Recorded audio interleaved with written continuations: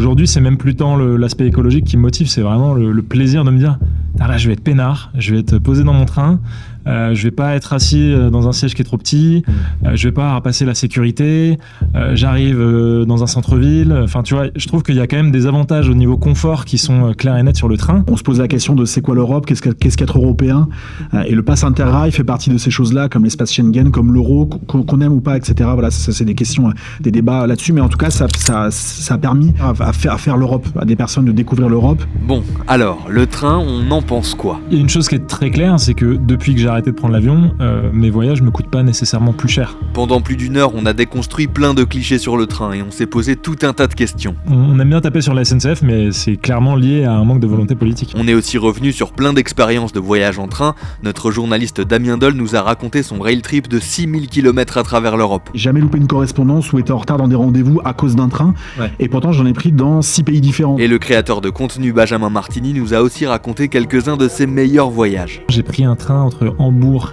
et Berlin, si je dis pas de bêtises, avec une vraie voiture restaurant. Donc tu manges avec des nappes, tu manges des plats chauds.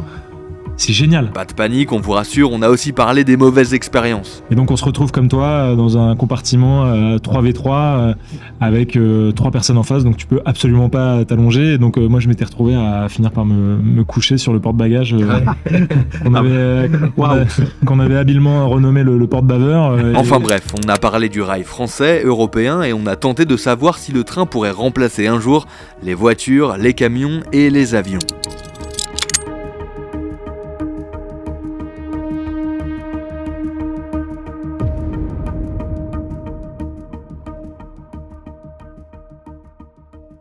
On va justement parler de tous ces clichés qui entourent le train. Avec toi aussi, du coup, Damien, puisque donc il y a le 30 avril, Libération publiait ce grand dossier, ces 6 pages que tu as écrites sur ton rail trip en Europe, plus de 6000 km. Et c'était d'ailleurs il y a un mois, du coup, que tu partais pour Bruxelles. C'était ta première étape. Exactement. On a fait 6000 km, c'était, je crois, 19 gares de mémoire en tout, en comptant les gares de correspondance. 19 trains différents, 19 trains, parce que j'ai fait des fois des allers-retours sur certaines gares. C'était en fait le truc que je peux te dire déjà d'emblée, j'ai beaucoup moins d'expérience que beaucoup de personnes qui connaissent il y a beaucoup de personnes qui connaissent beaucoup mieux le train que moi, que ce soit d'ailleurs en France mais aussi en Europe. Donc ça, là-dessus, je n'essaie pas de me placer comme un spécialiste de la question des déplacements, en tout cas en train en Europe. En revanche, oui, il fallait une organisation. On reviendra à un moment donné sur le pass Interrail aussi, qui avec son application, la Rail Planner, a quand même facilité pas mal les choses, même si au début j'ai eu du mal à capter pourquoi mes réservations ne figuraient pas dans le... Voilà, ça a été un gros moment de panique, je te cache pas, 2 jours avant le départ. Je me suis retrouvé à Libé en plein pendant mes vacances pour pouvoir imprimer tous mes billets. Voilà, mais finalement... Oui, ça a mérité une organisation, mais c'est 19 trains, c'est 11 jours de balade. J'ai beaucoup bossé aussi, mais de balade. Et j'ai loupé aucun train. J'ai eu très peu de retard finalement. J'ai vraiment eu ça corrobore ce que tu dis. Enfin, en tout cas, moi je l'ai remarqué. En tout cas, j'ai jamais loupé une correspondance ou été en retard dans des rendez-vous à cause d'un train. Ouais. Et pourtant, j'en ai pris dans 6 pays différents. Donc en plus, on aurait pu dire est-ce que ça. Voilà. Donc oui. Donc t'avais pris de la marge sur les correspondances ou pas tant? Alors, il y en a une seule où j'avais pris de la marge, et c'est la seule parce qu'il y en a une par exemple où j'avais, je crois que c'était à Cologne, où j'avais seulement 12 minutes de correspondance. J'ai pas capté en fait quand j'ai réservé le truc. Quand j'ai fait mon Bruxelles-Berlin, donc du coup via Cologne. En revanche, j'avais 1h10 de correspondance pour mon 3e train qui va de Rome jusqu'à Paris, parce que j'ai fait Rome-Paris le dernier jour en 3 trains. Le Rome-Milan, parfait. Le Milan-Zurich, en revanche, j'avais des problèmes de signalisation, et donc à un moment donné, il y a eu jusqu'à 45 minutes de retard. Et le train que je prenais, Zurich-Paris, était le dernier de la journée. J'étais un petit peu en panique, puis en plus je me disais, quitte à repasser une journée en plus, autant que je reste en Italie, parce que Zurich c'est un peu moins chouette quand même que les villes du nord de l'Italie. Ça va, c'est sympa quand même, mais c'est vrai que par rapport à l'Italie. Voilà, c'est ça. C'est quand tu reviens quand j'étais en Sicile 2 jours avant, tu te dis j'étais en Sicile, si j'avais, tu peux pas savoir ça. Et finalement, ils ont rattrapé une partie de leur retard, ils ont annulé les 2 dernières gares avant d'arriver à Zurich, ils ont dit aux gens qui voulaient descendre 2 gares avant Zurich, désolé, reprenez notre train. Et donc voilà. Donc finalement, ça a été une organisation qui a été, il faut la penser, c'est sûr, mais ça en reviendra. Et je pense que il y a l'expérience, quelqu'un qui a une expérience encore plus forte à côté de moi, cette organisation, mais c'est pas du tout ni impossible, ni même j'ai pas du tout souffert, c'est plutôt très agréable pendant ces... Mais c'est ce que tu racontes aussi d'ailleurs, Benjamin, dans une vidéo, tu expliques un peu les erreurs à ne pas faire avant un trip, notamment avec le pass Interrail à travers l'Europe. On va évidemment avoir l'occasion d'en reparler, mais pour commencer un peu dans le vif de nos discussions, je voulais aussi un peu avoir votre regard personnel sur le train et votre rapport au train. Comment est-ce qu'il a évolué? Est-ce que vous, à un moment dans votre vie, vous avez aussi eu un basculement par rapport au train? Est-ce que vous êtes devenus tout à coup des habitués du train? Comment est-ce que vous avez évolué dans votre rapport au train finalement? Damien, si tu veux commencer. Bah, moi, j'ai grandi en banlieue parisienne. Ma pratique du train, ça a été le RER, comme beaucoup de gens qui ont grandi en banlieue parisienne, ou beaucoup de gens en France qui ont pu prendre le TER, même si évidemment la banlieue parisienne a cette particularité d'avoir un réseau de trains très développé, y compris d'ailleurs à l'échelle du monde. Quand on regarde le réseau francilien, on n'arrête pas de préciser tout ce qui ne fonctionne pas. Il y a des choses qui ne fonctionnent pas dans les RER, dans les retards, dans le réseau, dans les voitures et dans les trains qui sont parfois un peu trop vétustes, etc. Mais moi, le RER, c'était quelque chose que je prenais au quotidien pour aller d'abord au lycée, pour aller ensuite à la fac, et puis même pour sortir, en fait. Moi, quand on sortait à Paris, on sortait toujours en train, toujours en RER, le RERD. Le premier RER de 5 heures, tu l'as presque. Alors non, j'ai très rarement pris le premier RER, je prenais souvent le dernier, parce que quand on sortait en Bois d'Oignon, on sortait plutôt en banlieue. mais en revanche, oui, par exemple, dernière séance du MK de bibliothèque, de devoir courir dans la ligne 14 pour après prendre le dernier RERD à minuit 30, voilà, c'est quelque chose qui était totalement naturel et quelque chose qui m'a permis les déplacements. Évidemment que le RER au quotidien, c'est pas du tout comme quand on prend le train pour aller en vacances. Tu l'as dit d'ailleurs tout à l'heure, on est beaucoup plus sensible au retard, même au micro-retard de parfois 2, 4, 5 minutes, parce que ça peut nous empêcher de faire des choses au quotidien. Mais voilà, en tout cas, moi, j'ai grandi avec ce mode de transport. C'est mon mode de transport, je pense qu'on peut dire préféré. Et même moi qui essaye de moins prendre l'avion, en fait, maintenant, c'est soit la voiture, soit le train. Et voilà. Et encore une fois, voilà, ce mode de transport, j'invite tout le monde. Je pense qu'il y a beaucoup de gens qui sont connectés là, en fait, qui adorent le train aussi, donc j'ai pas besoin de les convaincre. Mais voilà, pour répondre à ta question. C'est important de le répéter quand même. Toi, Benjamin, quel est ton rapport au train? Est-ce que tu as toujours été un voyageur habitué du train ou comment ça s'est fait un peu? Alors, je pense que je l'ai pris depuis ma plus tendre enfance, parce que je me souviens d'avoir pris le train de nuit à l'époque pour aller au ski avec mes parents, etc. Mais c'est vrai que pour les trajets, je pense qu'on a fait beaucoup plus de trajets en voiture. Je me souviens aussi d'avoir fait des trajets de 10 heures pour aller dans l'Hérault, parce que ma mère est issue de là-bas. Donc voilà, ça c'était plutôt des trajets qu'on faisait en voiture, alors qu'en vrai ça n'a aucun intérêt de le faire en voiture. Ouais. Enfin, si, économiquement, j'imagine que c'était intéressant quand t'es 4 ou 5. Mais sinon, le train, je pense que je l'ai pris depuis que je suis tout jeune. Et c'est quand même une passion qui s'est développée là sur ces 4 dernières années. Parce que moi, ce qui a été le moteur en fait de vraiment plus prendre le train, etc., c'était clairement l'aspect écologique. Et en fait, à force de justement plus prendre le train sur des plus longues durées, je me suis rendu compte que c'était génial comme façon de voyager.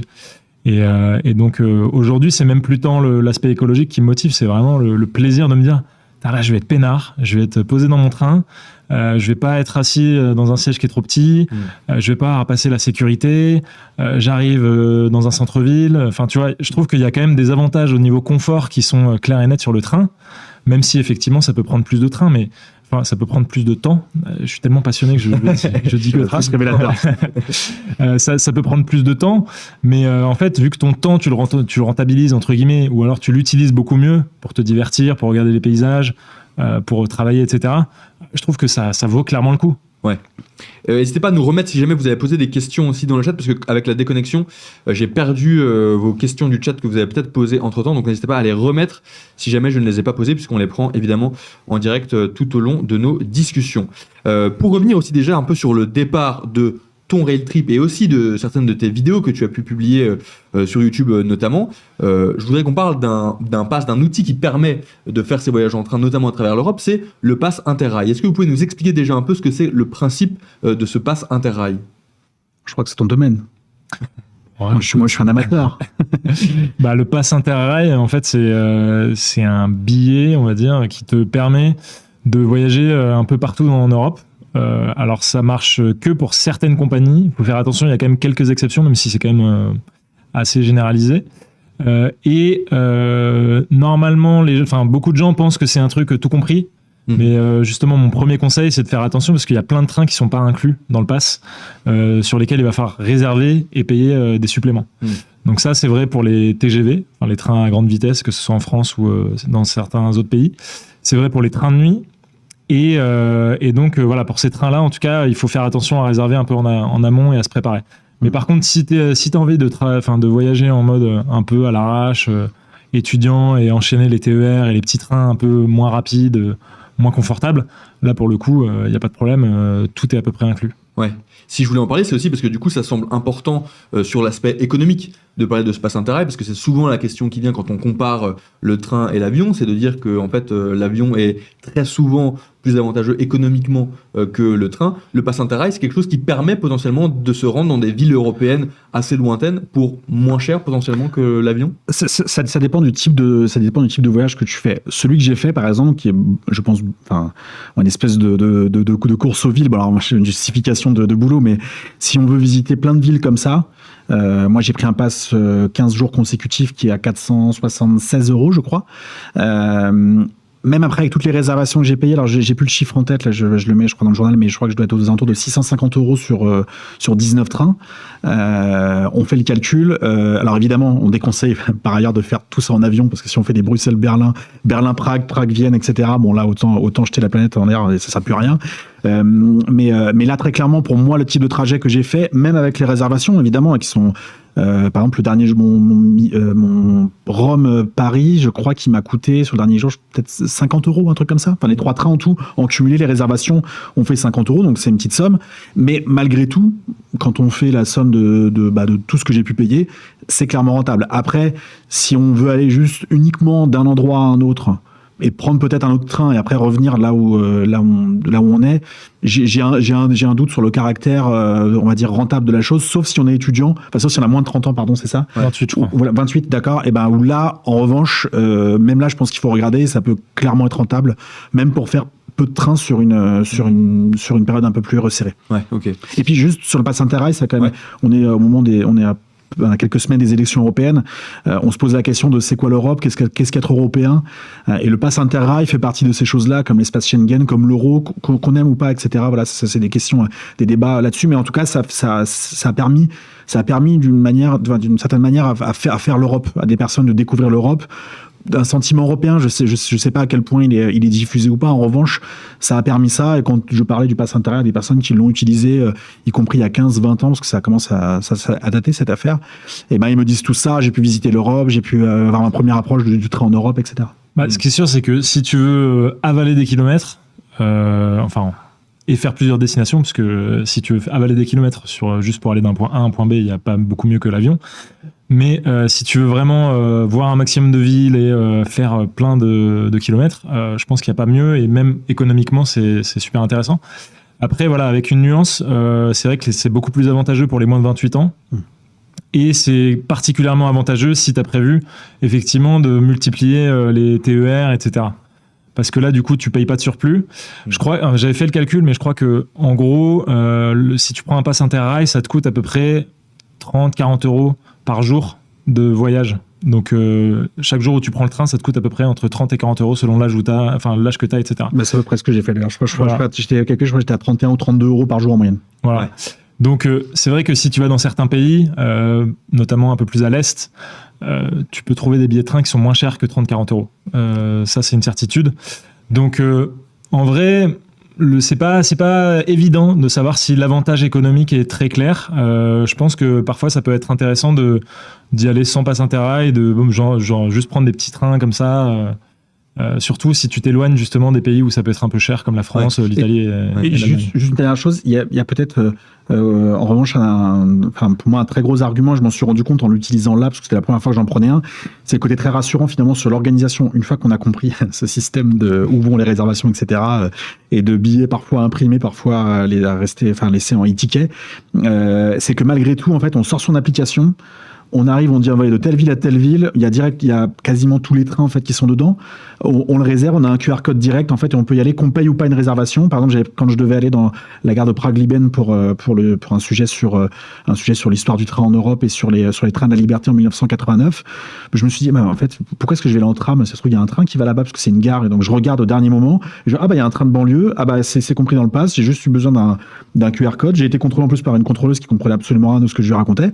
J'ai juste montré ça. elle a dit Interrail, hop, elle m'a scanné, hop, c'était. Et ça, en fait, je trouvais ça assez rassurant. Quand on est un petit peu aventurier, etc., je pense que, oui, comme tu dis, on s'en fiche, on peut. Mais je trouve qu'il y a un côté, voilà, de rassurant même pour des. Par exemple, je pense peut-être à une famille ou à un couple qui est moins utilisé à prendre le train, qui parle pas du tout la langue.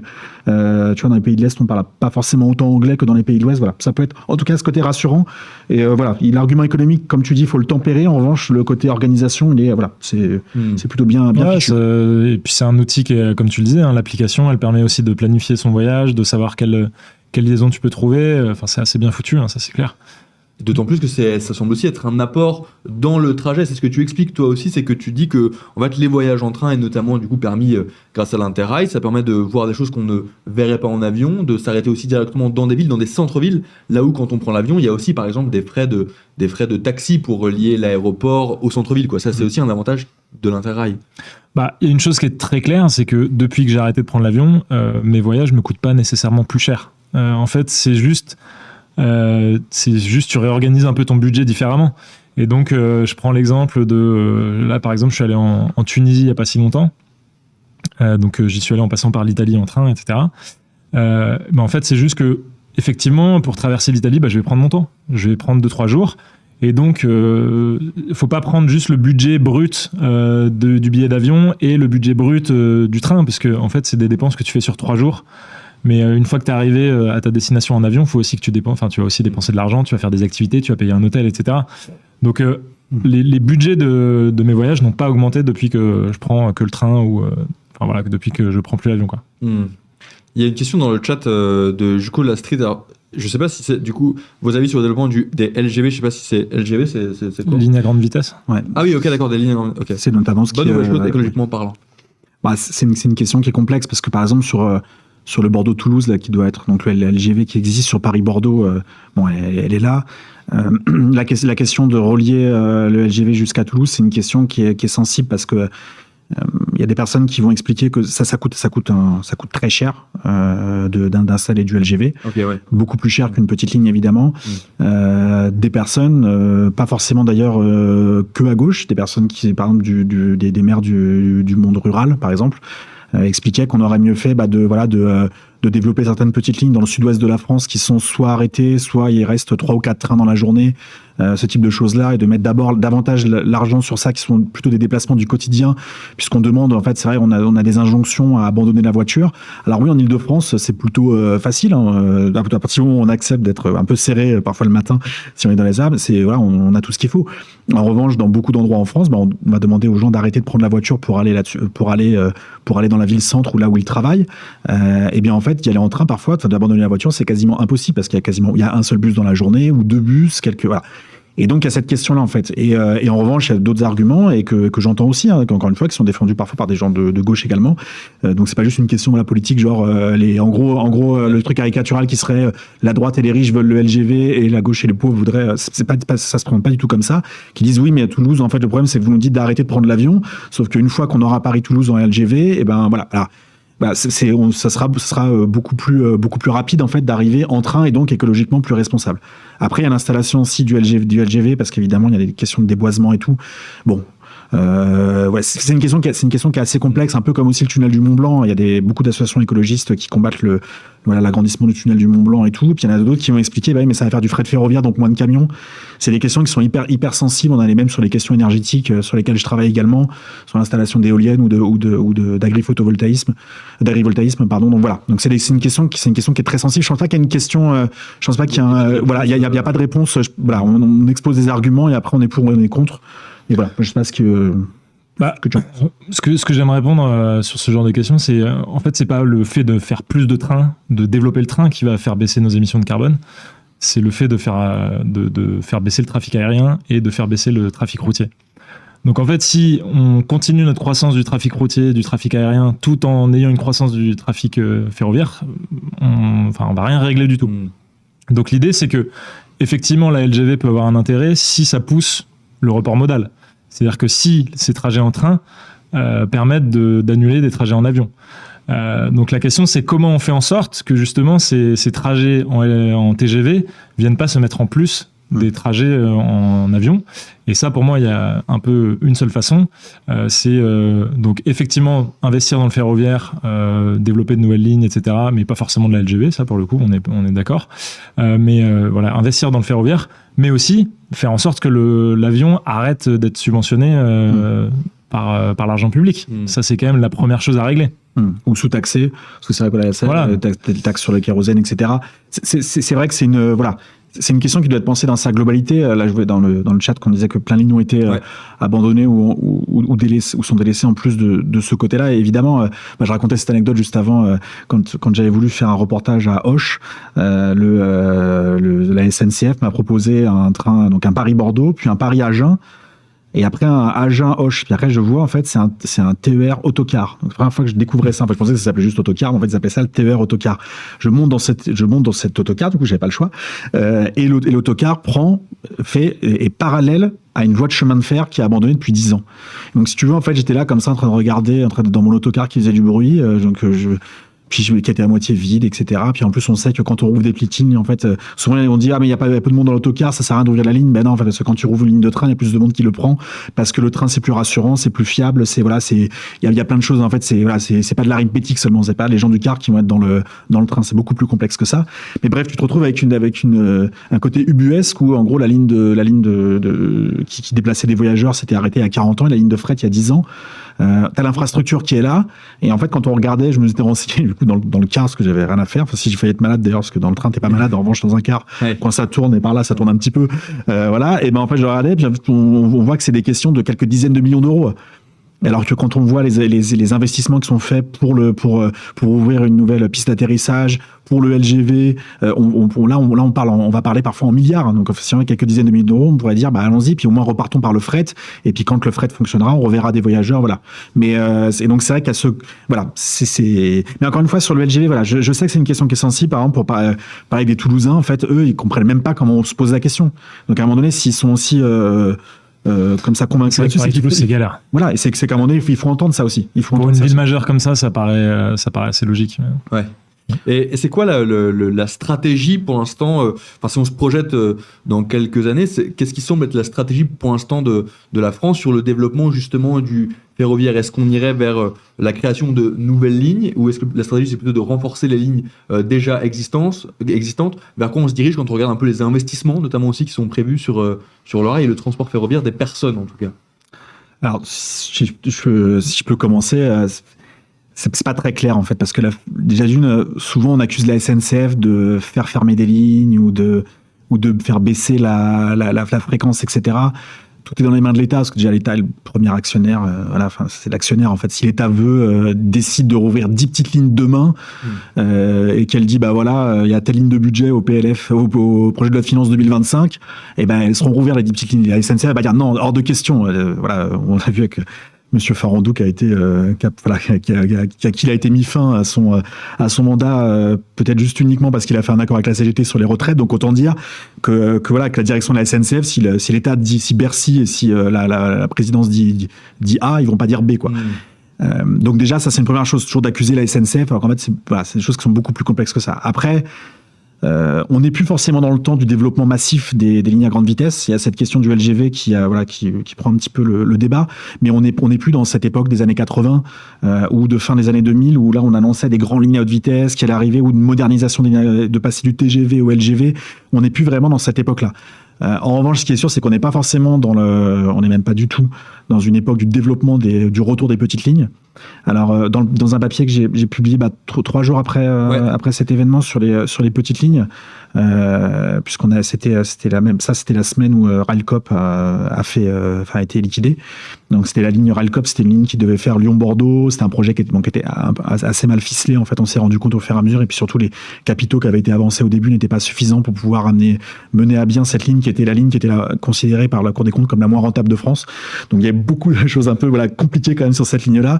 En revanche, il y avait un petit télescopage entre le même jour, il y avait la présentation des couleurs du prochain TGV M et la liquidation d'une petite ligne qui n'avait même jamais revu le jour. Et dans ça, je fais parler une experte qui s'appelle Patricia Perren, à qui je conseille vraiment de lire ses écrits, ses publications. C'est vraiment génial ce qu'elle réalise comme pensée, et elle m'expliquait qu'en fait, il faut arrêter, que le mot d'ordre, ça ne va pas forcément de dire aujourd'hui nous voulons rouvrir les petites lignes, c'est déjà de prendre toutes les petites lignes existantes, c'est-à-dire toutes les lignes en fait, les petites lignes en fait, c'est des lignes en fonction du tonnage en fait qui passent sur les voies. C'est pas une question de voyageurs, c'est une question de tonnage. Donc dès qu'il y a un fret, déjà c'est plus une petite ligne parce que le tonnage c'est un train de fret, c'est beaucoup plus lourd. Mais c'est de dire, voilà, on prend déjà toutes les petites lignes, on arrête de faire, ce que j'expliquais, le Châtellerault, alors je sais plus si c'est Blois ou Tours. Un jour, j'ai voulu partir en reportage dans une usine à Ingrande, à côté de Châtellerault. Il y avait 3 trains le matin dans un sens, 3 trains dans l'autre sens. Et en fait, je ne pouvais pas partir en reportage en train, j'ai dû prendre une voiture à Châtellerault. Et en réalité, il faut déjà commencer à se dire, ce sera plus 3 trains par jour sur cette ligne, mais 6 trains par jour, peut-être 8, peut-être 1 toutes les heures ou 1 toutes les heures et demie. Ça va donner envie à d'autres personnes de dire, tiens, je peux aller au boulot en utilisant ces trains-là. Et puis après, peut-être qu'ils feront des correspondances, donc prendre pour d'autres trains. Donc il y aura de plus en plus de monde, donc moins besoin de subventions Donc là, ça va générer un petit peu de rentrée d'argent, et là on pourra commencer à réfléchir à comment rouvrir des petites lignes un peu partout en France et de refaire un maillage, pas forcément celui qu'il était dans les années 30, mais quand même qu'un maillage qui est aujourd'hui terriblement défaillant, et notamment pour le monde rural évidemment. En parlant d'ailleurs de la stratégie française autour du rail, toi il y a quelques mois tu avais pu rencontrer l'ancien ministre des Transports Clément Beaune, et tu lui avais notamment parlé du Pass-Rail, qui est une offre qui va voir le jour en juin, qui concerne plus de 700 000, je pense, jeunes de moins de 27 ans, qui donc coûtera 50 € et qui permettra de prendre des TER et des intercités en illimité. Et tu parlais notamment aussi de la question du prix, et on sentait qu'il y avait un petit peu ce piège potentiel, en tout cas, où lui expliquait que si la France voulait par exemple faire baisser les prix des billets pour les voyageurs, ça aurait un impact ensuite sur le coût de la production pour acheter des nouveaux trains, pour construire des nouvelles lignes, etc. Qu'est-ce que tu as senti, toi, quand tu en as discuté de tout cela avec Clément Beaune, sur cette stratégie, sur la direction dans laquelle on va aussi autour du train, du coup? Déjà, il y a un truc qu'il faut que nos auditeurs essayent de comprendre, parce que c'est vrai que le système ferroviaire français est super compliqué, et ça, c'est lié pas mal à l'Europe. Donc, en fait, il y a 3 types de trains en France aujourd'hui. Enfin, il y a 2 types de trains, mais on peut faire une différence entre intercité et TER. Donc, il y a les trains conventionnés et les trains non conventionnés. Donc, en gros, il y a des trains où c'est clairement du libre marché. Donc ça, c'est les TGV. Donc ça, c'est géré par SNCF Voyageurs. Et donc, SNCF Voyageurs fait un peu ce qu'elle veut, sur ces lignes-là, avec un objectif, évidemment, de rentabilité. Après, il y a les trains donc conventionnés. Et donc ça, c'est les TER et les intercités. Et donc, les TER, c'est financé par les régions. Et les intercités, c'est financé par l'État. Donc, comme tu le disais tout à l'heure, si aujourd'hui le train se relance pas à la vitesse à laquelle il devrait se relancer pour répondre aux enjeux climatiques, c'est clairement parce qu'il y a un manque de volonté politique. Il y a eu une annonce de 100 milliards de Elisabeth Borne, le fameux plan train, on en attend un peu toujours les contours exacts. En 2021, je crois qu'il y avait Jay Barry à l'époque qui avait promis l'achat de nouvelles rames de nuit.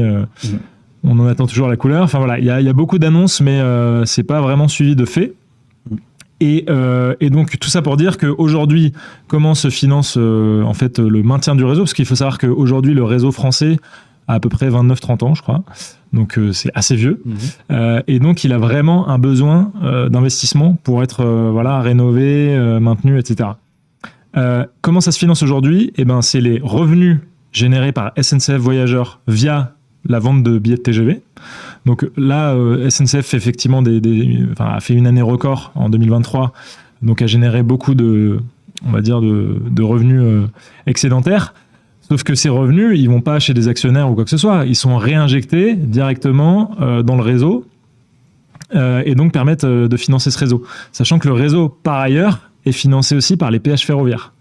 Et les péages ferroviaires, qui c'est qui les paye? C'est SNCF Voyageurs. C'est à peu près 40% du coût d'un billet. Donc en gros, aujourd'hui, moi mon impression en tout cas, c'est qu'il y a un vrai désengagement de l'État. C'est-à-dire qu'aujourd'hui, le financement du rail repose beaucoup sur justement l'achat des billets des voyageurs, comme je viens d'essayer de l'expliquer. Effectivement, il y a quand même de l'investissement. Je crois que sur Intercité, le prix d'un billet, il y a à peu près 30% qui est pris en charge par l'État. Je crois que sur un TER, alors je dis peut-être des bêtises, mais c'est de l'ordre de 40 ou 60%. Donc, si aujourd'hui les billets Intercité et TER sont plutôt moins chers que certains billets de TGV, c'est effectivement parce que l'État prend ça en charge. Mais ce qui est sûr, c'est qu'aujourd'hui, l'État n'investit pas dans le maintien du réseau. C'est quasiment que les recettes des billets de TGV. Moi, je trouve justement qu'il y a une espèce quelque chose d'assez, paradoxal, mais même en fait choquant dans les vérités que tu énonces, c'est qu'en réalité, aujourd'hui, les personnes qui vont financer le réseau, c'est des personnes qui prennent le train. Or, normalement, on pourrait se dire que puisque le train est quelque chose d'environnementalement qu'on doit pousser, on devrait dire que ça doit être financé par l'impôt, si on veut, c'est-à-dire par les finances publiques de manière générale, et que même des personnes qui prendraient pas le train, qui voudraient juste prendre l'avion pour faire leur Paris-Nice, leur Paris-Toulouse, etc., ils ont leur raison. C'est pas là pour montrer du doigt quelqu'un qui va faire ça, même si je suis absolument contre la plupart des lignes intérieures, sauf pour des raisons très spécifiques. Je parle d'avion. En fait, on devrait financer ça, on devrait se dire, voilà, il y a une partie des finances publiques qui va aller sur ça, donc ça va être par les rentrées fiscales, et pas uniquement lever un impôt. On n'est pas au Moyen-Âge, on va lever une dîme peut-être pour payer les... Non, parce qu'il y a aussi les entreprises qui profitent aussi, quand à chaque fois qu'il y a une gare qui s'installe quelque part, ça crée aussi de l'activité. Quand il y a des déplacements qui sont faits en train, en plus on sait que dans les politiques RSE des entreprises, ils disent, je les vois en fait, tu les vois dans les comptes rendus d'AG de fin d'année, on fait moins de déplacements en avion, maintenant on en fait plus en train, donc ils jouent là-dessus. Donc en fait, tout le monde profite de tout ça, et c'est pareil sur le RER. Il y a des entreprises qui s'installent en région parisienne et qui disent, malgré les problèmes du RER, il y a un réseau de transport qui fonctionne, on sait que c'est rassurant pour nous, donc on peut s'installer en région parisienne, nos sièges sociaux, plutôt que dans d'autres villes en Europe. Ça peut être un argument. Donc normalement, ça devrait être toute la collectivité qui devrait y participer, donc toutes les finances publiques. Et là, en fait, je trouve ça dommageable, où il y a des personnes qui, par exemple, ont grandi dans je ne sais quelle région en France, qui travaillent en région parisienne pour raison X ou Y, et qui, quand ils veulent rentrer en famille, quand ils veulent faire ça, ils prennent pas la voiture, ils prennent le train. Donc, du coup, c'est à eux de financer une grande partie de ce réseau-là. Et je trouve ça en fait, je trouve qu'on marche un petit peu sur la tête. En fait, à partir du moment où on fixe l'idée qu'il faut sauver la planète, qu'il faut être plus vertueux, et bien normalement, ça devrait être toute la collectivité. Et même s'il y en a qui disent je ne prends pas le train, pourquoi est-ce que je le paierais, il y a des personnes qui pourraient dire moi j'ai pas de voiture, pourquoi est-ce que je paye, alors, si on sait que c'est pas les mêmes sortes de grandeur, pourquoi est-ce que je paye l'entretien des routes par exemple. Et du coup, ce modèle-là, c'est ce qui explique le fait que les billets de train soient si chers, le fait que ce soit payé par du coup l'achat des billets de train. Aujourd'hui, ce qui fait que les billets de train sont chers, c'est effectivement il y a 40% dans les péages ferroviaires. Donc il y a eu un exemple, celui de l'Italie, où ils ont abaissé progressivement les péages ferroviaires au moment de l'ouverture à la concurrence. Je crois qu'ils l'ont fait en 2 étapes. Ils ont fait 10%, puis encore 10%. Ce qui fait que, en fait, tout le monde en a bénéficié, puisque les prix ont baissé. L'arrivée de la concurrence a fait qu'il y avait plus d'offres. Les billets n'étaient pas très chers, donc les gens ont beaucoup plus pris le train. Et donc, en fait, ça n'a pas généré des investissements supplémentaires. Enfin, si, au début, je crois que l'État a dû mettre un peu la main à la poche, justement, pour compenser le manque de recettes, pour qu'il n'y ait pas un trou pour l'investissement dans la maintenance du réseau.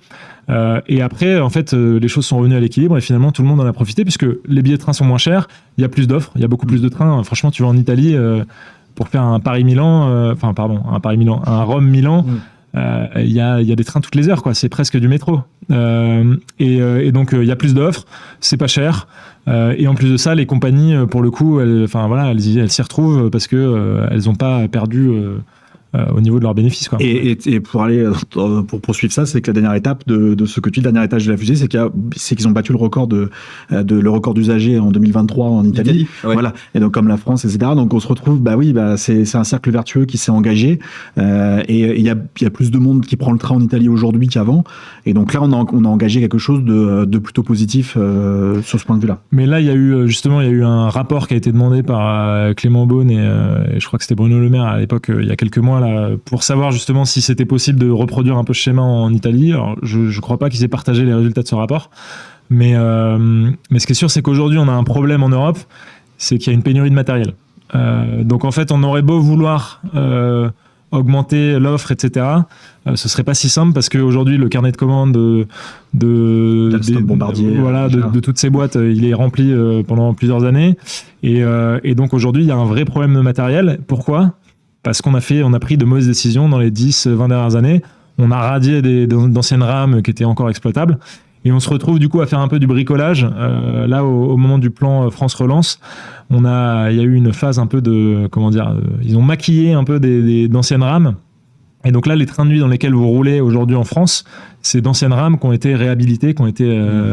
alors en anglais, on dit refurbished, mais je me souviens plus du terme en français, et en gros, ils ont refait un peu l'intérieur, voilà, les trucs sont plus propres. Mais voilà, aujourd'hui, on n'a toujours pas de commande pour des nouvelles rames de train de nuit. Et ça, c'est vraiment gênant. Si on veut relancer le train de nuit, il va bien falloir des trains à un moment.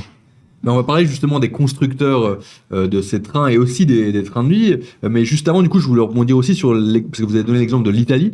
Vous avez beaucoup voyagé à travers l'Europe en train. Et justement, c'est qui les bons élèves, du coup, mis à part l'Italie, les bons élèves européens en termes d'offres de trains, que ce soit dans la qualité et dans la quantité aussi du service? Alors moi, si tu permets, vu que tu auras plus de choses à dire, je vais commencer comme ça sera beaucoup plus bref. Je me suis fait une remarque quand j'étais dans le dernier train, dans mon fameux Zurich-Paris. Ouais. Le train le moins confortable de tous dans lequel j'étais sur les 19 trains, équivalent Intercité inclus, c'était un TGV.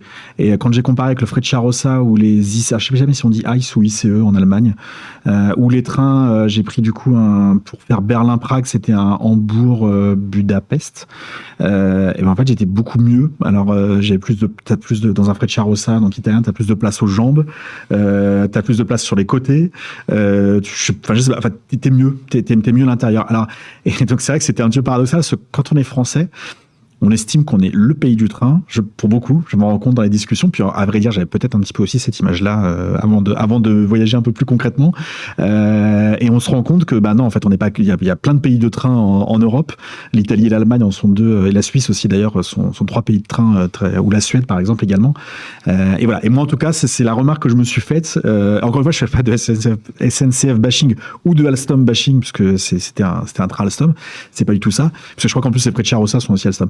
Mais voilà, c'est la remarque que je m'étais faite. Maintenant, je te laisse dérouler quelque chose, je pense, de plus concret. Moi, je trouve qu'on est quand même pas trop mal lotis en France. Après, c'est sûr qu'en France, on a tellement cet objectif de rentabilité sur les TGV que c'est vrai que là, vous allez voir les nouveaux trains, l'idée, enfin les TGVM, l'idée c'était d'augmenter la capacité. On a des wagons-bars qui sont quand même, voilà, c'est un peu le service minimum. Et franchement, on mise pas du tout sur la qualité de l'expérience. Et c'est vrai qu'à l'étranger, j'ai pu découvrir des choses absolument différentes. Notamment, j'ai pris un train entre Hambourg et Berlin, si je dis pas de bêtises, avec une vraie voiture restaurant. Avec des nappes. Tu manges avec des nappes, tu manges des plats chauds. C'est génial. Ouais. Ça, c'est génial. Et alors, j'ai complètement conscience que à rentabiliser, c'est très compliqué, parce que c'est vrai que ton wagon, enfin ta voiture restaurant, tu vas vendre des couverts, tu vas peut-être faire un peu de chiffre via le restaurant, mais bon, c'est pas énorme. Alors que si tu vends, 3 fois plus de sièges à 90 €, forcément, le calcul est vite fait. Et donc, je pense que pour le coup, SNCF Voyageurs fait un peu ce calcul-là. Ils savent que s'ils faisaient une voiture restaurant, oui, en termes d'image, ils en bénéficieraient, mais par contre, ce serait des revenus en moins au niveau de la vente de sièges. Donc voilà, et je trouve que le problème, c'est qu'aujourd'hui, en France, on a un peu complètement oublié toute cette partie de rêve, toute cette partie de l'imaginaire du train. Aujourd'hui, on est vraiment dans une démarche d'efficacité, aller d'un point A à un point B le plus rapidement possible. C'est un peu une course effrénée. Alors, parfois, c'est super. Franchement, je vais pas me plaindre de pouvoir faire Paris-Lyon en 2 heures ou Paris-Marseille, je crois que c'est 3 heures, 3h30. C'est absolument génial. Et ça, je pense qu'on est très nombreux à être un peu des enfants gâtés aujourd'hui. Il faut quand même se dire, mais c'est quand même... Ça, on le tient pour acquis, quoi. Non, on traverse la France en 2-3 heures. C'est normal, tout va bien. On est confortable, on est posé et tout va bien. Non, ça, il faut quand même qu'on se rende compte que c'est génial. Et pour répondre à ta question, parce que je digresse un peu, s'il y avait des pays où j'ai bien aimé le système de train, l'Italie, en fait, j'aime beaucoup, parce que c'est vrai que tu peux traverser le pays avec des lignes de train de nuit. Ouais. D'ailleurs, il y a sur les trains italiens, il y a Juco Lastri qui nous dit que les billets de train italiens sont aussi beaucoup moins chers que les français. Ouais, c'est ce que j'expliquais un peu avec cette histoire des péages ferroviaires. C'est vrai que l'ouverture à la concurrence, moi j'y étais plutôt opposé d'un point de vue philosophique, parce que je me disais le transport c'est un service public et machin. Mais c'est vrai que l'exemple de l'Italie laisse à penser que ça peut aussi bien se passer. Et pour le coup, en Italie, il y a beaucoup d'offres, beaucoup de trains, et c'est vraiment pas très cher. Ça se passe comment en Italie? Il y a différents... t'as Italo, t'as Trenitalia. Okay. Trenitalia, c'est l'équivalent de la SNCF, en gros, qui fait partie du groupe FS Italia. Et après Italo, qui est on va dire le gros... donc c'est très marrant quand t'as dans la gare de Venise. Alors évidemment, je devais conseiller une seule gare dans toute votre vie, arriver à Venise en train, alors je peux vous dire, vous pouvez oublier vos avions, tout ça, etc. Parce que là, tu traverses le pont, donc déjà, de chaque côté, tu as la lagune. On reparlera des trains de nuit, parce qu'en plus, moi, j'ai fait un Vienne-Venise, donc quand tu te réveilles avec la lagune à gauche et à droite, bon, alors là, je vous laisse imaginer le rêve, tu es déjà dans le rêve avant d'arriver dans la ville, et ça, c'est, comme tu le disais, on en reviendra évidemment plusieurs fois. C'est ça aussi l'avantage du train, c'est que le voyage, en fait, il commence pas une fois que tu es arrivé, mais il commence quand tu pars. Et quand tu arrives dans la gare de Santa Lucia, et que tu sors du train, donc tu es dans une gare, donc c'est une gare fait classique, mais tu es dans la mer en fait déjà, et tu sors et tu as directement les Vaporetto, là, tous les trains, Vaporetti, bon, s'il y a les Italiens qui nous écoutent, voilà, qui sont là, donc tu peux directement monter dans un bateau avec ta valise ou avec ton sac à dos, t'en aller, ou déjà te balader en fait, et partir dans le quartier du ghetto, etc., et aller boire un cappuccino comme je l'ai fait à 8h45, avec les touristes qui sont pas encore arrivés dans leur car de leur car, et ceux qui dorment, qui sont pas encore réveillés ou au petit-déj. Et donc, c'est assez féerique. Et voilà. Et c'est vrai que, voilà, bon, bref, il y a ce truc à sur Venise. Comme il y a pas si longtemps, il y avait un train de nuit qui faisait Paris-Venise. Ah là, oui, bah, j'ai dit. Tello. Voilà, c'est ça. Et apparemment, c'est Midnight Trains qui veut les mettre, mais bon, c'est une question. On reviendra après sur les trains de nuit. Mais ce que je voulais dire sur ça, c'est que quand tu arrives, du coup, quand je suis reparti, il y avait des hôtesses italo qui étaient là pour dire: ah, vous voulez partir à Rome? Eh ben, écoutez, nous avons un billet de train. Puis du coup, t'avais pas ceux de Trenitalia, mais t'avais un espèce de truc de démarchage de billets de train. Je trouve plutôt positif de me démarcher pour des billets de train que pour de la pub bizarre là. Voilà, mais c'est un truc qui était aussi une logique totalement différente avec leurs couleurs en plus sont assez belles, la Bordeaux, etc.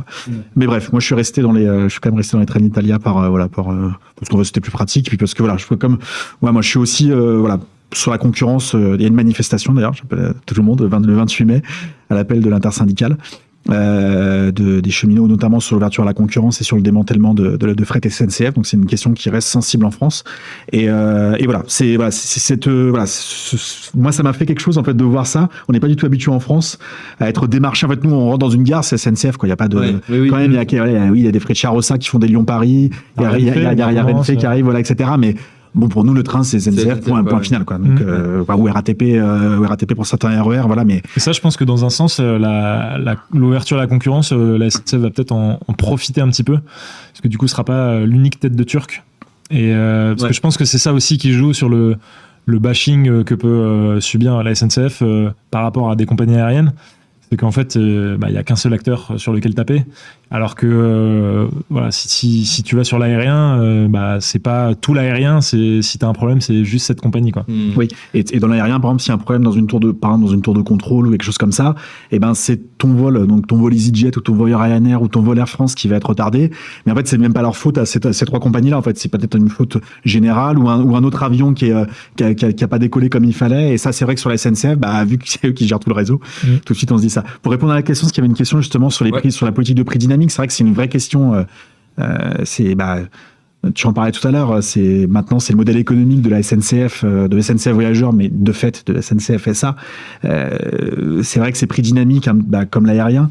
Avant, on payait. Je crois que dans certains pays européens, je crois que c'est toujours ça. Ça tu me dis si je dis une bêtise, c'est tu payes en fait en fonction du nombre de kilomètres parcourus.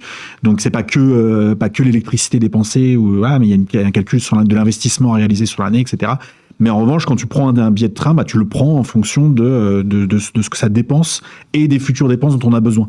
Et alors que depuis que la SNCF, je sais pas de quand ça date, ça j'ai pas recherché. C'est de 2013 ou je dis peut-être une bêtise. Non. C'est pas si vieux en tout cas. C'est pas 30 ans quoi. Et depuis qu'ils ont commencé ça, là ça a été c'est la foire à la saucisse quoi. Tu te retrouves avec des billets de train le vendredi soir, même quand tu arrives 2 heures après l'ouverture des billets.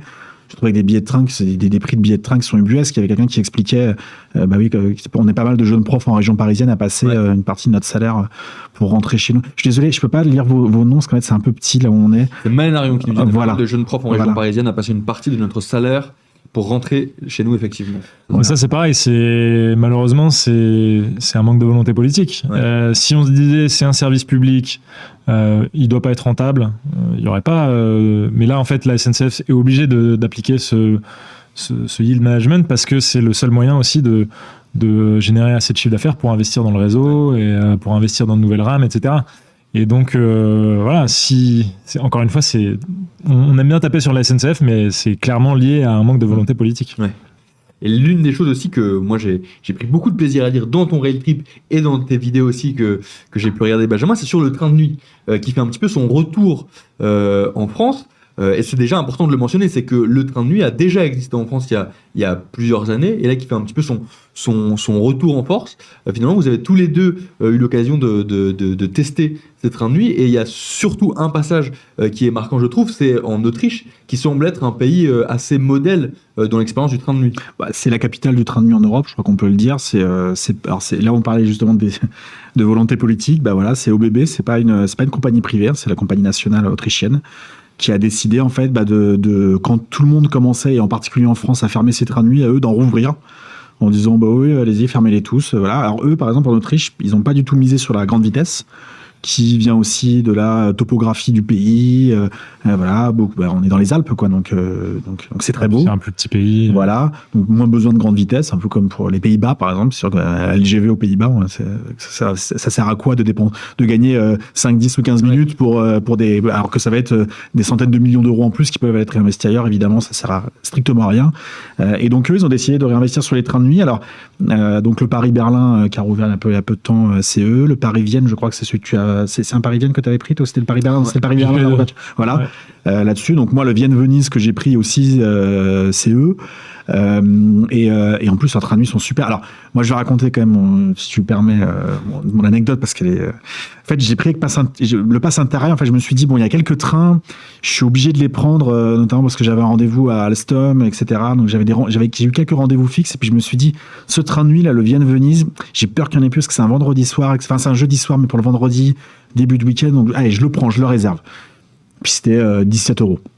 Puis 2 jours avant de monter dedans, je dis mais en fait je dors où? Moi je dors dans une couchette à 4, à 6, etc. Ah là en fait quand tu prends 17 € avec le pass Interrail, t'es assis. T'es dans les compartiments de 6 assis. Et donc je me suis dit la nuit que je vais passer, etc. Alors je rentre dedans, donc déjà c'est très très froid à Vienne ce soir-là, donc j'étais sur le quai, je rentre dans ce train-là à 21h35 ou 39. Je me retrouve avec 2 gars qui rentrent dans le même compartiment que moi. Un gars en plus très costaud, tatoué de partout. Je me suis dit, mais c'est pas possible, mais ça se termine en se bagarre cette affaire. On se trouve 3 gars là-dedans toute la nuit. Alors, ma valise, où est-ce que je vais la mettre, etc. C'est la première fois que je prenais un train de nuit, en fait. C'était, donc c'est un compartiment de 6 places. Ouais, 6 places. Qui se font face, là. Voilà. Exactement, qui se font face. En fait, tu peux allonger un peu le siège, mais t'as personne en face. Voilà. Oui, une fois que t'es 6, t'allonges plus rien. Ouais. Donc voilà. Et donc, je me suis dit ça, voilà. C'est quoi cette nuit-là, etc. Donc, j'avais acheté du chocolat, je leur propose, on se dit rien. En fait, il s'avérait qu'il y en avait un qui était polonais et l'autre italien. Donc, voilà, on n'a rien échangé. Et dans la gare de Linz, de mémoire, il y a 2 Néerlandaises qui rentrent, une femme et sa mère, et sa fille, pardon. Et là, du coup, tout s'est détendu. On s'est dit, on est 5. Alors, il y a une espèce de truc un peu collectif chacun pourra se surveiller mutuellement. Tu vois, s'il y en a qui part aux toilettes, c'est plus, si l'autre dort, c'est pas grave, etc. Donc, une espèce de truc. Et donc, ça, c'était dans mon compartiment. Mais alors, à l'échelle du wagon, pour moi, en tant que journaliste, c'était fantastique. Parce qu'il y avait un groupe de 25, je sais pas si c'était autrichien ou allemand, en tout cas, c'était germanophone, qui ont foutu un boxon, sans nom.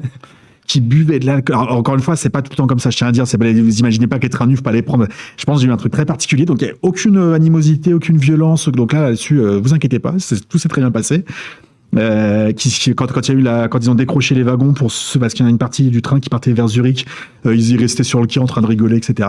Donc moi, mes éléments de reportage parfaits, ils ont renversé leur verre par terre. Du coup, des Italiens les ont engueulés parce qu'ils faisaient trop de bruit. Donc moi, j'étais là en train de dire mon article, c'est très bien. Moi, je sais ce que j'avais peur en fait. Je me suis dit a posteriori, si j'étais dans un train couchette, j'aurais mieux dormi. Donc en tant que passager, ça aurait été super. Mais alors, j'imagine t'es avec ta 4 personnes, ils endorment direct. Donc c'est les éléments de reportage, tu vas pas les réveiller. Faut que tu me dises des trucs parce que j'ai un truc à écrire là-dedans. Là. Donc voilà, donc pour moi ça a été parfait. Et après le réveil, encore une fois, si. Et puis à 4h du matin, il y a une femme de, je sais pas, la 30aine d'années qui rentre. Et donc faut s'imaginer, donc 4h du matin, tout le monde dort, et des petits ronflements, etc. Et il y a une femme qui arrive, super bien maquillée, super bien coiffée, bien habillée, tu vois. Alors que nous on était tous à l'arrache. Et elle rentre, en fait, elle devait se mettre au plein milieu, donc elle réveille le Polonais qui comprend rien à ce qui lui arrive, etc. Donc moi je souriais, je disais parfait, ça aussi, merci d'être arrivé à ce moment-là. Voilà, après on s'est tous rendormis, et il y a eu, encore une fois, faut imaginer l'expérience du train de nuit que c'est. Pour une famille, c'est d'être dans un compartiment, tu peux privatiser un compartiment. et passer une nuit vraiment super chouette avec des enfants. Et moi, en fait, quand j'ai ouvert les yeux un petit peu au lever du jour, tu te retrouves avec des vignes vertes pour cette époque-là de l'année, magnifiques à gauche. En plus, c'est un des meilleurs vins blancs d'Europe, puisqu'on est on est dans le Frioul. Et à droite, tu vois les Dolomites. Tu sais que tu vas arriver à Venise dans 1h30, 2h. Et puis après, c'est ce que j'ai raconté tout à l'heure, la lagune, etc. Donc en fait, c'est un espèce de voyage féerique qui m'a coûté techniquement 17 €. Parce que, mais bon, genre en vrai, si j'avais vu que c'était, je pense que j'aurais pris une couchette si j'avais vu la différence. Voilà. Et c'est vraiment cette expérience-là. Et encore une fois, si on est une femme seule, c'est compliqué. Même s'il y a des wagons pour les femmes, on peut réserver un wagon uniquement pour les femmes. Je sais que c'est plus compliqué. Je sais que par exemple pour une personne âgée toute seule, peut-être qu'il y aura ces petites inquiétudes pour la sécurité. Mais les trains de bébés sont hyper bien fichus. Il y a de la présence en plus. Il y a toujours un contrôleur. Voilà. Contrairement au train de nuit sur la fin en France, où des fois il y a des personnes qui pouvaient se sentir un peu en difficulté, de personnes qui pouvaient rentrer pour voilà. Là, on a l'impression eux, ils ont complètement compris comment ça fonctionnait. Et en plus, pour avoir eu un gars de OBB au téléphone, il m'expliquait qu'ils sont rentables. Ils gagnent pas, mais ils ne perdent pas d'argent sur les trains de nuit. Et pourtant, ils ont, je crois, 29 liaisons en Europe. Donc, et toi d'ailleurs sur le Paris-Lane, tu as justement pris cette option où c'était avec ton pote, je pense, où vous avez pris justement cette cabine où tu t'es plus sécurisé, où tu peux la fermer, tu as une couchette qui se met, qui s'installe bien, etc. Tu peux voyager en plus grand confort. Ah bah oui, là t'as fait l'expérience la moins confortable. Ouais. Mais j'ai eu la chance de la vivre aussi une fois où justement j'avais embrigadé des potes qui sont pas... Enfin voilà, j'ai dû les motiver. On va dire, ils sont encore dans leur cheminement par rapport à la prise de conscience écologique, etc. Mais ils valorisent quand même encore pas mal leur confort. Et donc, particulièrement avec ces potes-là, ça aurait été bien que ça se passe bien. Bon, finalement, on s'est retrouvés, alors que j'avais bien fait gaffe à réserver des couchettes. Je crois qu'il y avait eu un problème de communication entre l'opérateur et le site de réservation, parce que là, c'était une ligne opérée pas par OBB directement, mais bon, bref. Et donc, on se retrouve comme toi dans un compartiment 3v3 avec 3 personnes en face. Donc, tu peux absolument pas t'allonger. Et donc, moi, je m'étais retrouvé à finir par me coucher sur le porte-bagages qu'on avait habilement renommé le porte-baveur. Et voilà. Et bon, en vrai, sur le moment, t'es saoulé. Tu dis putain, merde, on va pas dormir. On va arriver complètement cassé parce qu'on allait jusqu'en Croatie. On n'avait pas envie d'être cassé dès le début du séjour. Donc, c'est un peu chiant. Mais bon, rétrospectivement, je préfère raconter cette histoire que on s'est couché, c'était terminé quoi. Ouais. Donc voilà. Mais par contre, effectivement, j'ai pu tester plein d'autres trains de nuit et à chaque fois ça s'est très bien passé. Quand tu réserves ta couchette, normalement t'as ta couchette. Faut juste faire attention quand tu réserves à bien réserver une couchette, effectivement. Et surtout pour revenir sur OBB, je pense qu'on mesure pas à quel point effectivement ils sont précurseurs parce que ils ont relancé le train de nuit au moment où nous on était limite en train d'abandonner nos dernières lignes de train de nuit. Donc tu vois, on était en plein dans allez, le train de nuit c'est de la merde. Eux, je crois qu'ils ont lancé genre en 2013-2014. Et là aujourd'hui, ils commencent à récolter justement le fruit, les fruits de ce côté visionnaire parce que aujourd'hui c'est devenu la référence du train de nuit en Europe. Ils ont commencé à lancer leur nouvelle rame parce que pour produire une rame, il y a une inertie de ouf, ça prend des années. Là, si aujourd'hui en France on commande de nouvelles rames, on les a pas avant 5-6 ans. Donc ils ont leur nouvelle rame où ils ont lancé une grosse innovation, c'est le fait d'avoir des compartiments, en fait des sortes de capsules. Un peu comme les... Total, là, il demande justement est-ce que vous avez déjà pris les tout nouveaux modèles de train de nuit de Siemens avec compartiment individuel style capsule? Exactement, j'ai testé, donc c'est le tout nouveau Nightjet OBB. Et donc effectivement ils ont lancé cette grosse innovation où tu es tout seul dans ta capsule, donc pour les gens qui ont peur du côté intimité, manque d'intimité, etc., c'est une grosse innovation et donc ils ont pris un train d'avance si j'ose dire à ce niveau-là et heureusement qu'il y a ces acteurs-là qui ont continué à cultiver un peu cet amour du train de nuit parce que sans eux je sais pas où on en serait, où on en serait quoi. Et justement sur la question des investissements faits dans les trains, toi Damien, tu as eu l'occasion pendant ton rail trip du coup d'aller dans un des plus gros sites de construction de trains d'Alstom en Allemagne, c'est près de Berlin. En Europe même, à Nixdorf dans la banlieue nord de Berlin. Ouais. Et tu disais que du coup les carnets de commandes étaient remplis, que là ça produisait au maximum quoi. Là ils ont rendu leurs résultats annuels, donc ils sont décalés. Leurs résultats annuels c'est d'avril à mars, Alstom. Ils ont encore agrandi leur carnet de commandes. Ils en sont, je crois, à 92 ou 93 milliards là-dessus. Que ne vendez pas vos actions si je me suis trompé de chiffre, mais en tout cas on est dans ces on est dans ces eaux-là. Alors Alstom a eu des soucis qu'ils reconnaissent eux-mêmes d'ailleurs. Et d'ailleurs il y a eu un changement. Il va y avoir un changement à la direction d'Alstom. Bon, c'est jamais la faute que d'une seule personne. Voilà, mais bon, ils ont pris conscience que de ces problèmes de retard. Tu parlais tout à l'heure problème de TGV. TGVM aurait déjà dû commencer à être livré depuis, alors je crois, depuis début d'année ou l'an dernier. Enfin, en tout cas, Donc ça, c'est les nouveaux TGV qui vont arriver. Je crois qu'initialement, c'était 2024 et bon, là, ce sera... Voilà. A priori, c'est pas sûr que ce soit en 2024, ce sera plutôt 2025. Hein. Voilà, c'est ça. Et en fait, là, eux, leur problème, c'était pas du tout leur carnet de commande. C'est pour ça qu'en fait, ils ont lourdement chuté en bourse. Ils ont eu des résultats. Ils ont un problème même de trésorerie parce que, évidemment, les trains sont majoritairement payés une fois qu'ils sont livrés. Mais par contre, les trains, il faut les construire. Donc, quand même des choses à avancer. Il y avait des problèmes aussi. Il y a des problèmes post-Covid, guerre en Ukraine avec des matériaux. Il fallait changer les chaînes de commande pour avoir du bois.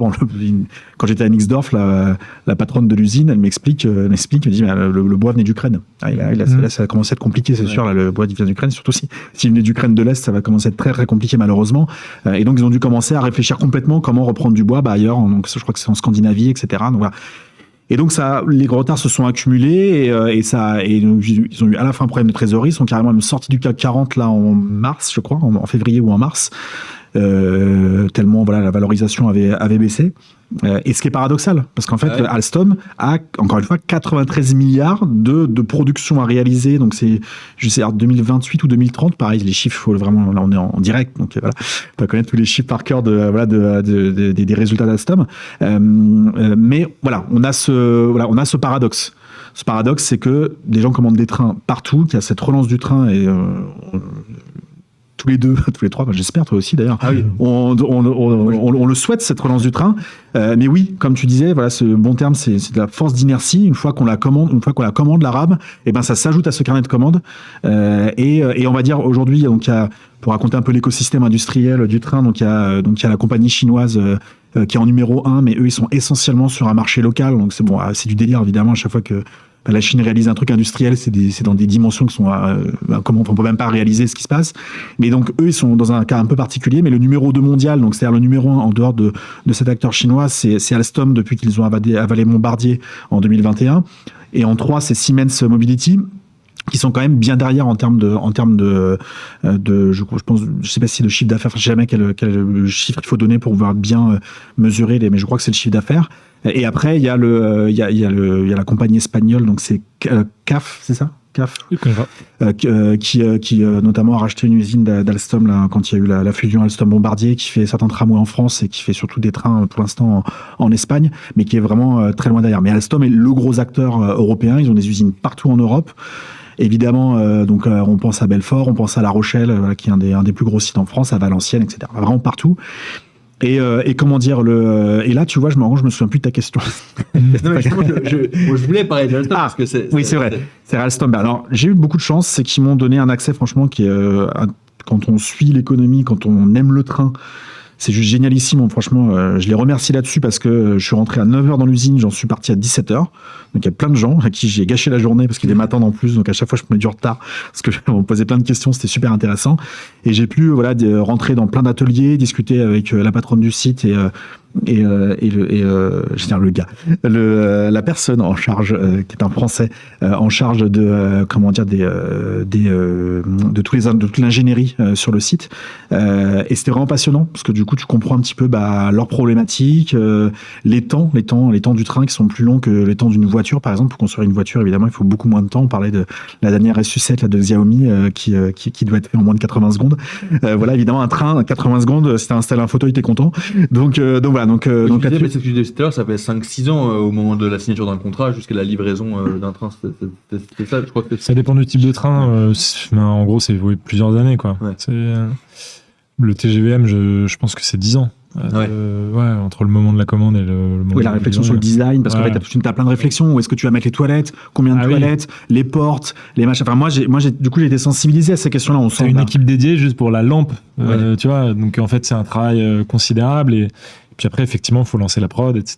Il y a toute une phase de test aussi. La sécurité, c'est tellement un truc important. Voilà. Et t'as plein de points, donc tu te rends compte une fois que tu es dans le testing, tu racontes aussi ça dans ton article. Oui, bien sûr. Tu ne pouvais pas anticiper avant de faire les tests en réel. Voilà, sûr. Voilà, quand je suis rentré dans la salle qui testait un petit peu toute l'électronique, et donc par exemple l'affichage ou quand la porte, quand on appuie sur le bouton, la porte va s'ouvrir, des choses qui nous paraîtraient totalement naturelles, mais avant c'était mécanique. Donc évidemment, c'était beaucoup plus simple entre guillemets parce que quand il y avait un problème de pièce, il y avait un cheminot qui arrivait, un cheminot mécanicien qui réparait la pièce. Alors en revanche, quand c'est l'électronique, électronique, c'est beaucoup plus complexe. Et bah là, il disait, bah ouais, en gros, je crois que de mémoire, c'est 60% des problèmes, ils arrivent à les faire sur les phases de test, on va dire en laboratoire. Mais en revanche, il y a toute une partie des tests, mais c'est inhérent à toute production industrielle. Bah, c'est uniquement quand tu as le train sur les rails que tu vois, bah ça, la porte s'ouvre à moitié. Mince, on l'avait pas vu parce que c'est dans un virage, genre ça, des choses comme ça. Bah voilà, ça c'est quelque chose que, et évidemment, on a. Je sais qu'il y a beaucoup de frustration. Par exemple, il y a aussi une explication dont on n'a pas parlé tout à l'heure sur les prix des TGV, c'est qu'on manque de rames. La SNCF dit, mais moi, je voudrais bien mettre des rames, j'ai la place pour mettre plus de rames. Mais en fait, je ne les ai pas. Et c'est pour ça que le TGVM est très attendu.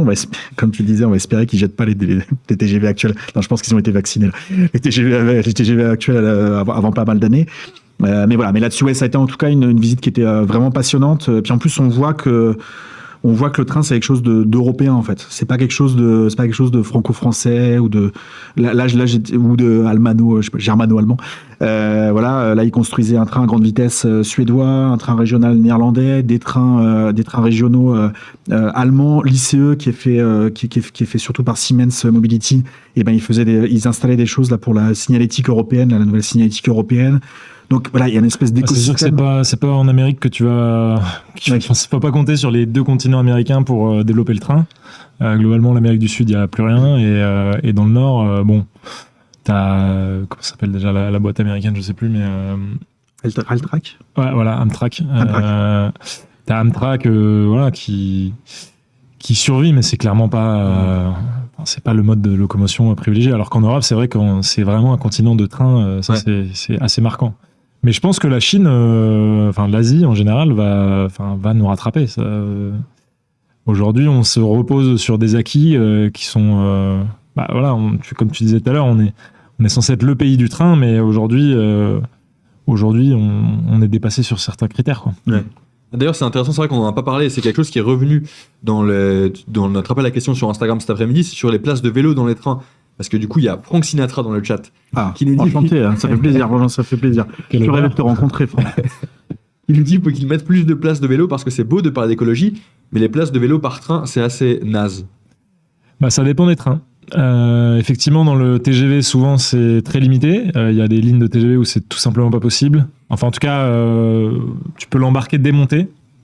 Mais c'est vrai que ça, c'est compliqué. Tu dois l'embarquer démonté dans une housse, etc. Ça, je crois que c'est toujours possible parce que c'est un bagage. Par contre, non démonté, effectivement, c'est assez limité. Enfin, tu as des TGV sur lesquels c'est pas possible. Faut payer 10 €. Sur Intercité, tu as des places que tu peux réserver. C'est 10 € pareil. À part sur une ligne, je crois, où c'est 5 €. Mais sinon, c'est 10 € et là, tu peux l'embarquer non démonté. Sur les TER, normalement, tu peux l'embarquer à peu près partout, mais je crois qu'il y a quand même des spécificités en fonction des régions, parce que les TER, c'est géré par les régions. Donc c'est sûr qu'aujourd'hui, je pense que, comme on l'a dit, l'inertie en fait du train, du fait que c'est une grosse industrie, que ça demande du temps à produire, que ça demande du temps aussi, vu que il y a l'inertie aussi des pouvoirs publics, on va pas se le cacher. C'est sûr que je pense que le boom qu'on connaît là sur le vélo et sur le cyclotourisme va être sûrement plus rapide que le boom des places de vélo. Ça, c'est quasi une certitude. Mais c'est vrai que tu parlais tout à l'heure de comment faire un voyage décarboné.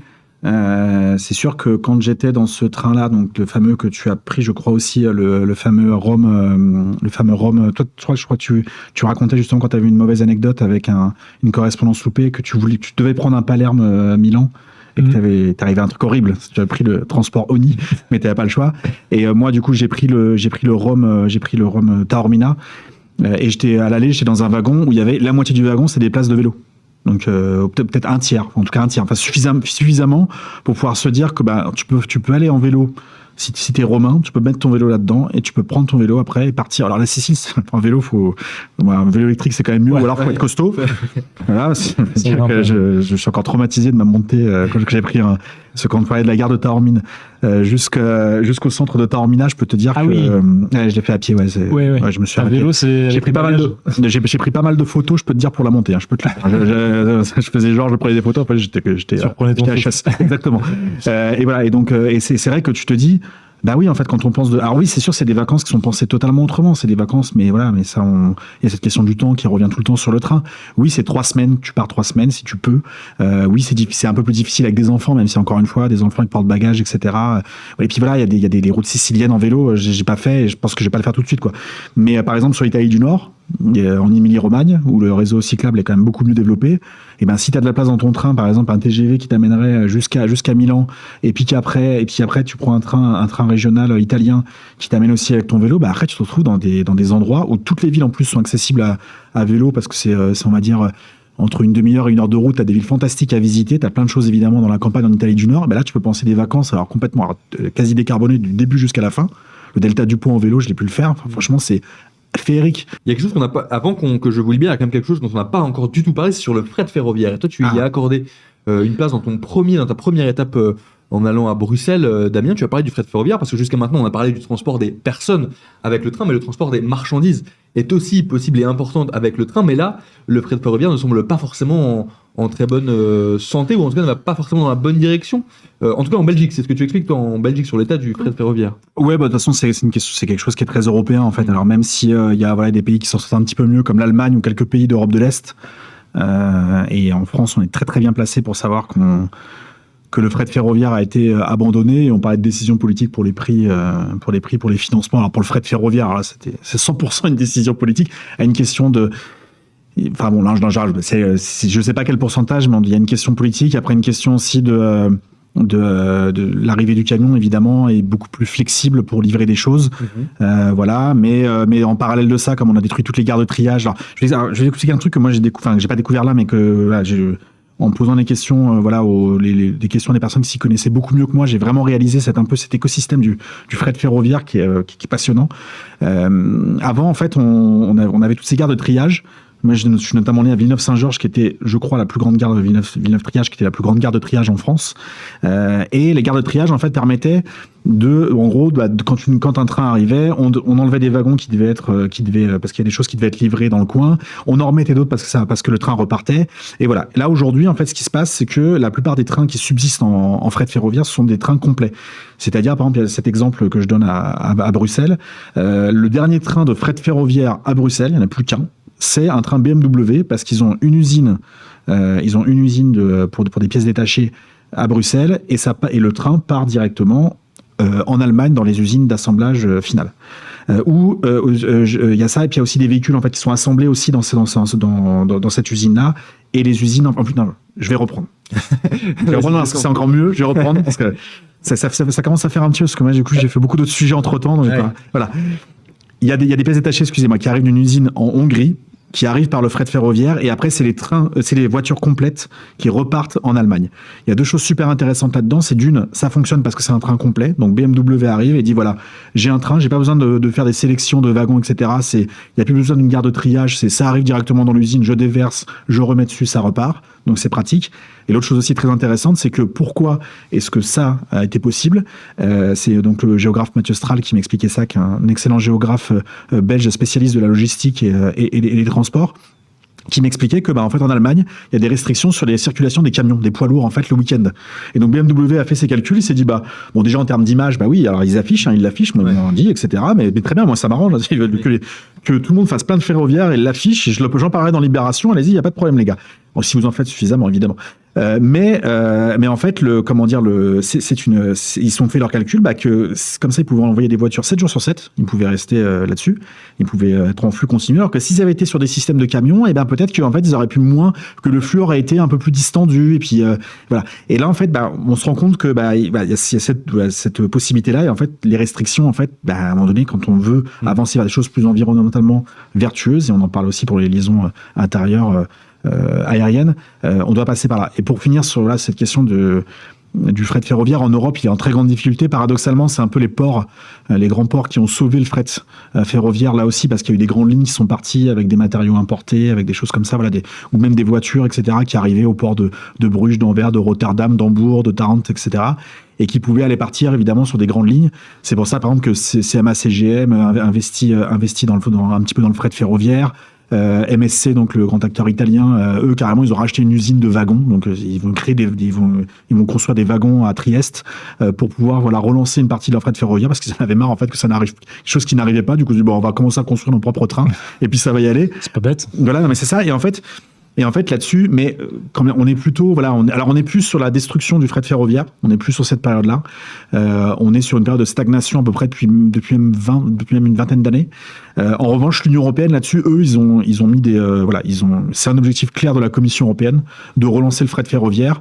Ils ont le réseau RTET qui est aussi pour les passagers, mais qui est ils ont une grande ambition là-dessus pour le fret ferroviaire, qui permettra, parce que le gros problème qu'on a en Europe, de manière générale, que ce soit sur les passagers, mais encore plus sur le fret ferroviaire, c'est qu'on a de gros problèmes aux frontières en fait.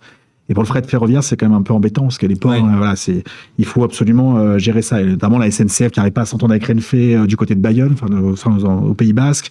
En Italie, il y a aussi des soucis. En Allemagne aussi, il n'y a pas suffisamment de liaison entre la France et l'Allemagne. Bref, et donc ce fret ferroviaire, on n'est pas encore sur ça, on n'est pas encore sur là où on devrait être si on voulait penser vraiment les transports décarbonés de manière générale, c'est-à-dire aussi sur les marchandises. Parce qu'en réalité, si à un moment donné, encore une fois, les États disaient, ok, oui, les camions, là, c'est sûr que tu prends un camion d'un point A à un point B, il part d'un parking, il arrive sur un parking, oui, c'est plus efficace, si tu le regardes comme ça.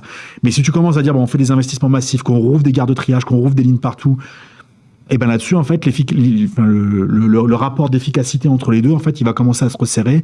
Et à un moment donné, on va dire, oui, c'est peut-être un tout petit peu moins efficace, mais par contre, pour la planète, c'est beaucoup mieux, donc on va partir sur ça. Ouais. Et d'ailleurs, mais ils en ont parlé dans le chat, Frank Sinatra et Total.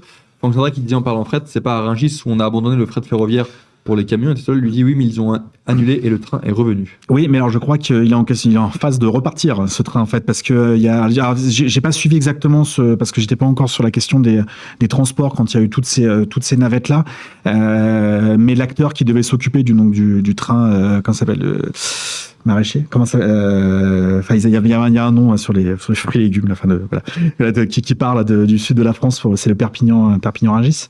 Il y a un gros souci sur cette ligne-là, et là c'est pareil, c'est la SNCF qui est accusée de ça, mais c'est toujours pareil. L'État dit ce train-là va circuler tous les matins, il va arriver à Rungis rempli de belles denrées toutes fraîches, et en fait ce train-là circulera. Mais sauf que ça va coûter un petit peu d'argent. Ouais. Ça va coûter un peu d'argent, mais bon, en même temps, si on veut faire des choses vertueuses pour la planète, oui, ça va coûter de l'argent. Pour refermer nos discussions, j'aimerais du coup avoir votre avis, votre regard sur l'avenir et l'évolution du train. Est-ce que vous êtes optimiste sur la place du train, la place qu'il pourrait occuper dans les prochaines années? Est-ce que vous avez l'impression qu'on va dans le bon sens, ou est-ce que vous êtes plutôt pessimiste, vous vous dites on n'en fait vraiment pas assez, donc c'est un peu compliqué? Qu'est-ce que vous dites? Qu'est-ce que tu te dis, toi, Benjamin, sur l'avenir du train et de son utilisation, du coup? Aujourd'hui, il y a quand même des indices qui sont très clairs et qui sont positifs. Comme je l'ai dit, la SNCF a jamais vendu autant de billets. Donc ça, c'est des choses qui sont quand même tangibles. Quand on regarde aussi les sondages qui sont faits, il y a un intérêt pour les déplacements, les mobilités comme le train, le vélo, etc. Il y a un vrai boom de ces mobilités-là, ça c'est clair et net. Maintenant, comme on l'a dit, je pense qu'il va y avoir des tensions entre une augmentation de la demande qui va être sûrement plus rapide qu'une augmentation de l'offre. Parce que malheureusement, les temps sur le ferroviaire sont très longs, et donc il aurait fallu qu'on anticipe un peu avant. Et je pense qu'il y a quelque chose que justement la SNCF et d'autres acteurs n'avaient pas anticipé, c'est le Covid. D'après ce que j'ai compris, ça a quand même eu un gros effet sur la demande de train. Donc je pense que ça va dans le bon sens. Maintenant, le problème, c'est que grosse inertie du côté industriel, grosse inertie du côté politique. Et donc il faut qu'on continue. Il faut qu'on continue à montrer qu'on a envie de plus de trains. Donc là, je fais un peu mon autopromo, l'autopromo de Why, mais on a lancé une pétition notamment sur change.org pour justement cette question des péages ferroviaires. Donc si vous voulez la signer, ça peut être un bon moyen aussi de faire passer un message. Et puis aussi, je pense que il faut qu'on ait envie de prendre le train, et ça passe par justement le fait de partager tout ça sur les réseaux, au même titre que les gens qui mettent des photos de hublots d'avion ou des photos de plages paradisiaques.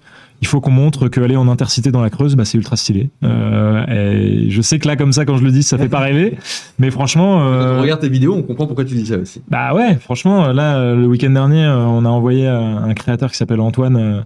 Explore la France, qui est allé en Creuse en train et à vélo. Il a fait un temps pas top. Franchement, il pleuvait, mais ils sont revenus, mais ravis. Ils étaient trop contents parce que c'était de la balle. Donc, je pense que ça, on peut tous agir à notre échelle en parlant autour de nous, en publiant des trucs sur les réseaux, des photos de train, des vidéos de train, etc. C'est comme ça qu'on va opérer la bascule sociale.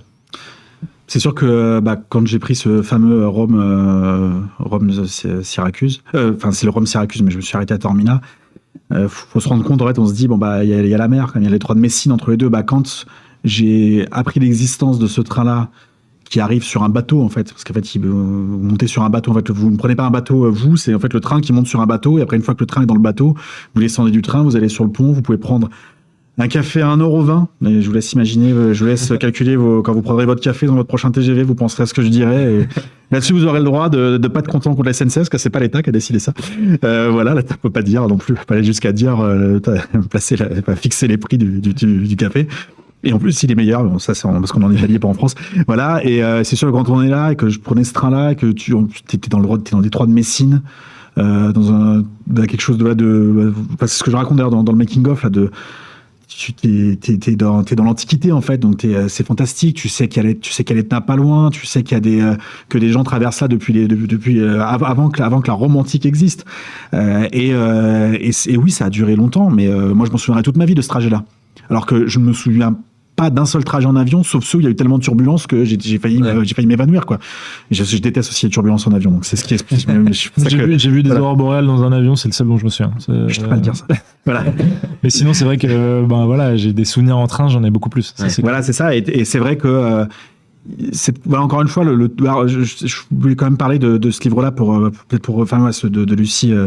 Je sais jamais ce que son nom de famille, parce que je l'appelle que Lucie à chaque fois que je parle sur Twitter, c'est Lucie Tournebise, mais elle a fait un livre sur l'Italie en train. Voilà. Ouais, elle fait partie aussi de nos contributrices. Voilà. Bon, et son livre est exceptionnel. Elle a une connaissance hyper fine du train en Italie. Donc, par exemple, quand je disais, moi, je m'y connaissais un petit peu, en étant humble, voilà, on a affaire à quelqu'un qui a une connaissance hyper fine de ce mode de transport et qui l'adore et qui le défend, et avec des arguments, pas juste comme ça, mais folklorique, avec des arguments chiffrés et des arguments qualitatifs, on va dire. Et c'est vrai que elle montre, par ses expériences, par son livre, par ses anecdotes, etc., qu'en fait, c'est fantastique de voyager en train. Donc, pour répondre à ta question, si je suis optimiste, je pense que sur l'industrie, maintenant, on a au moins 2 champions européens. On a l'Espagnol aussi qui commence à pousser. Ils ont conscience de ce que tu disais sur un petit peu le retard technologique qu'il fallait pas prendre. Donc il y a des choses qui avancent. Sur le fret ferroviaire, il y a l'Union européenne qui pousse. On va espérer que les États-nations comprennent l'importance de cette question-là. Et puis à un moment donné, il y a les usagers. Et les usagers, en fait, ils ont envie de plus prendre le train. Mais après, il faut redonner envie de leur redonner l'envie. Et ça passera peut-être par des prix moins chers et par la réouverture de lignes et de plus de trains un peu partout, pas juste du TGV. Et Frank Sinatra conclut parfaitement nos discussions en disant oui, il faut réapprendre à voyager et pas seulement vouloir de la vitesse. Le temps du voyage est important et on peut y trouver de l'intérêt. C'est ce qu'on disait aussi également tout à l'heure. Merci à tous les deux. Toujours aussi fort, Franck. Ouais, bravo. Par contre, est-ce que tu l'as chanté en l'écrivant là, s'il te plaît, pour savoir si tu peux nous envoyer je sais pas si on peut envoyer des audios dans les chats. Non, je pense pas. Frank Sinatra qui est d'ailleurs un habitué de nos viewers. Ah oui, le petit... Frank Sinatra, comme les autres, restez avec nous puisqu'on va libérer Damien et Benjamin maintenant, mais on va refermer nos discussions ensemble, notamment en remettant les liens de nos différents articles et de la pétition également qu'on a évoquée il y a quelques instants. Je vais vous mettre tout ça dans le chat. Merci beaucoup Benjamin et Damien d'avoir été avec nous pour parler et défendre le train, comme on l'a fait également dans Libération. On remettra les différents articles que tu as pu écrire lors de ton rail trip. Merci beaucoup d'avoir été avec nous. Une bonne soirée à vous et à bientôt, peut-être également sur notre Twitch. Merci. Merci, à bientôt. À très bientôt tout le monde.